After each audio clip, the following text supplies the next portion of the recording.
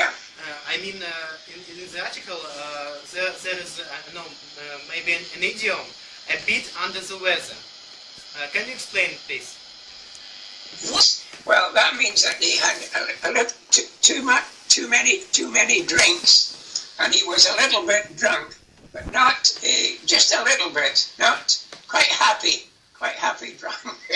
Right? That's what under the weather means. It's a sailor's language, really, the way we speak. Okay, thank you. I understand that, but normally he was a very quiet man. Normally, I mean, he was no problem aboard the ship, and we all liked him. But he had drunk too much that day ashore. That was the reason he was walking in the street smoking. He shouldn't have been smoking on the street, because the roads were all made of bolts of timber at that time.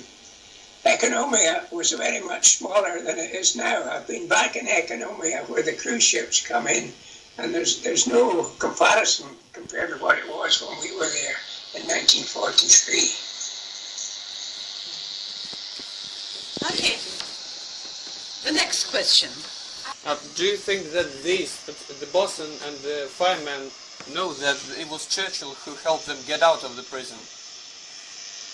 Well, they didn't know anything at all till that morning. They were just called up to the commandant's office, and they were given their own clothes. You see, they were wearing prison clothes when they were in the camp, and they were given their own clothes, and they were just put out of the prison, and the door was shut. They were never told.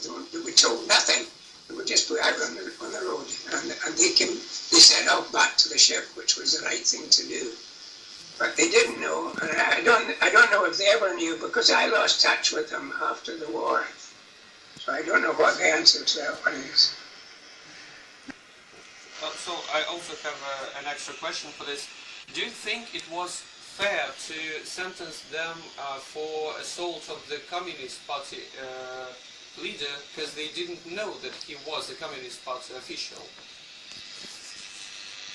Well, of course, you see, the problem was they shouldn't have been fighting, and we would all have been quite happy if they got maybe 2 or 3 months or a few months in jail. But 5 years to us was a very excessive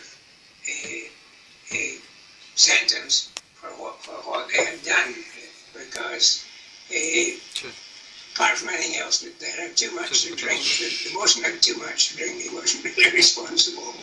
But as I say, I lost touch with him. I don't know what happened. We after we left the ship in Britain, we all went our own way home to get our leaves, you see. And when we came back after our holiday, we were sent to different ships. So we very seldom sailed in the same ship after we got back home in our job anyway. There are 4 letters there. We would like to know what they mean. DEMS. Yes. Well, the DEMS sailors were actually Royal Navy sailors who were on the merchant ships to man our guns. You see, we had guns aboard merchant ships. Okay. And they were DEMS. It means defensively equipped merchant ships. Did you get it? The Navy gives everybody names or numbers, you see, and that was the branch that they were in, the branch of the Navy they were in. They trained as Navy men, but they were sent to merchant ships and joined us. All right, thank you. Any more questions? Alina, have you got a question, please? David, hello. I would like to ask you, why are you decided to write this article?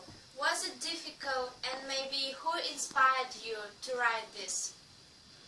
Well, it was actually, I was really so proud of Churchill. At that time, he was running the war, and he had plenty of work to do, plenty of more important work to attend to, but he still took time, because he thought, like we did, that the 2 sailors had got an excessive, far too long sentence for what they had done. I mean, they deserved a sentence. I don't want you to think they should have got off because they shouldn't have been fighting. But then these things happened during the war. We all became belligerent, shall we say, in the war, that were normally are not, people are not. And the bosun was a very nice man, and we all got on with him. Okay, thank you very much. Thank you, dear. Okay. Any more questions, please? Max? Yes, so I think I have an extra question too. Do you think that do you think if there have been any similar cases like this? No, I think what actually happened was, you know yourself that if people drink too much, sometimes they start fighting with each other. But unfortunately, in this case, it was the communist representative for that part of North Russia, you see. If it had just been another civilian, I don't think he would have got as long a sentence. That was what caused the trouble, and that was why Churchill did his best to help these two men. And Stalin, of course, you know, nobody ever got out of a Russian concentration camp or a Russian labor camp at that time. And the only reason he got out, Stalin was planning a push, an attack against the Germans in North Russia. They were only 10 kilometers away from Murmansk, and he was wanting to push them back. But he was dependent on the supplies that were coming up with the convoy, which was coming up to relieve us. You see, we'd been in Russia since March, which was a long time, and that was near the end of the year. And Churchill used that as a lever, actually. These things happened. He held up the convoy until he got a reply about what was going to happen to the two sailors. So Stalin actually was caught. He had to release the two sailors, or he would have been short of supplies, tanks and guns and stuff for his push against the Germans. How was it, the communication between Anthony Eden, who was the foreign secretary at that time, Yes. and the collaboration between Winston Churchill, Stalin, and Molotov, who was the ambassador, the Russian ambassador? So how was it all organized, and how long did it last? Well, it wasn't organized especially because of this incident. Anthony Eden, who was our foreign secretary, was going to Moscow on probably other matters, to discuss matters with the Russians. And Churchill decided that this would be an idea, would be a chance for him to bring up this point, which was a very small point really, but it meant quite a lot. As I explained, it was our gunner that had found it, because it was great. None of us knew why they had got released, and we couldn't get any answers. But it was 50 years later that we actually received it. And actually, this has nothing to do with that, but I was back in St. Petersburg this year, and I met a niece of the Russian bomb disposal man that I worked with when I was in Russia, which was a great thrill. The Russians do a lot to help us and hunt out questions for us. Any more questions, please? Okay, Max? Yes, so after publishing this article, was there a case that a journalist might wanted to contact you to ask about some more things about the Arctic convoys in Russia? Well, I was down in, after I published the article, or a good number of years after, I was down in London, and I visited the Churchill Museum, and I couldn't see any reference to this in the museum. So I wrote to the museum and I sent the article to them, and I got a letter back from Churchill's son. That was Randolph Churchill at that time. He had died since then, and thanking me for it. And I think there is now a notice up in the museum of this incident which happened. I mean, to us, we were just sailors, and it was really quite a very happy and very pleasant surprise that Churchill, who was up to the eyes in fighting the war, still could take time to help two, I should say, silly British sailors that had got themselves into trouble. It wasn't wasn't that we didn't think they should have been in jail, they should have been, but the sentence was excessive, it was far too long. If they got 2 or 3 months, we would have been quite happy, but I mean 5 years is a long, long time for that, an incident like that. Yes, Liva, please. You're welcome. I have one more question. How do you think, is it possible to find these two seamen and to continue this article to maybe a book? Well, I don't know if it's been in any British books. It might be. I don't know, because there's a lot of books written since the war. But the main thing is Churchill. Churchill must have remembered it, because when he wrote his book, he put this in. Not my article, but he put in the bit that is quoted in the bottom of the lower part of the note. You see, that was he wrote that of his own volition. He didn't know anything about us. we were just shipmates at that time. Okay, any more questions? Well, yeah, maybe it might be my last question. This is one of the documents that is not secret, but probably there are still quite many documents of that wartime that are still marked as top secret. Do you think there are many documents devoted to the Arctic convoys that are marked as top secret documents? Well, a lot of documents which were secret. There's a limit of time. I don't know whether it was 25 years or 20 years or something like that. And most of them have now been published. You know, historians get access to them if they wish. But I don't know. I've never seen this published anywhere. I don't think so in the British press. Of course, sadly, in our country, which is very sad, if it's anything to do with Russia, it doesn't get a good press, but for no reason whatsoever. And we have a great job, and we get very annoyed being people who were in Russia and knew the Russians. I mean, I've been back 14 times since 1980 when I first got back to Murmansk, where I was looking for the graves of 2 of my friends that we left behind. But I have great respect for the Russian people, and especially the people in Murmansk, who stood up to a tremendous thing. But I know now it is one of the hero cities of the Soviet Union, because I've been in Moscow and there's a big memorial to it there. Thank you. I've got a question to ask you. Okay. David, why did you tell us, why did you write in that article that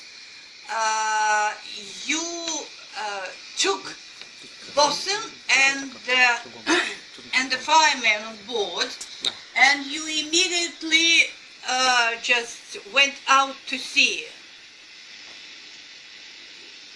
Why did I write about the convoys? Was that the Yes. question? Why did Yeah. the ship immediately go out to sea? Well, after the war, unfortunately, the Russian in our country, you see, the young children, the young people in Russia are taught about the convoys in school, but unfortunately, they're not in our country. And there is a generation now that has never heard of the Russian convoys. And we had a convoy club, the Russian Arctic Convoy Club, and it was, when we came back home, all we wanted to do was get married, settle down, bring up a family, make a living. But once we all retired, we got together and clubs were formed of men who had been in the Russian convoys. And we had to fight for a lot of things. We had to fight for recognition. I was down in Downing Street where I spoke to the Prime Minister there at one time with a party, because there had been no campaign medal issued for the Russian convoys. Well, since then there has one been issued, a British one, the British Arctic Star. We have been very fortunate. The Russians, on the other hand, have given us medals, very good medals. The Yushakov medal was the last one we received, and we're very, very proud of that medal. Mm-hmm. But our own country, sadly, didn't recognize us, and unfortunately, the generation growing up don't know much about them. I was in St. Petersburg last September. There was an international conference drawn up by the Russians and a lot of other countries to try and get the next generation to recognize the convoys and to remember the people who sailed on them. And I was able to give a little talk about bomb disposal work up in Kola Inlet, which I took part in. One more question, David. Was it difficult to make an agreement on sending the new convoys for Molotov and Churchill? Was it difficult? Why was this case connected with the two gentlemen, with the two British? Well, you see, the thing is, if Eden had just passed on Churchill's request to get the two sailors out, Stalin probably wouldn't have agreed to it.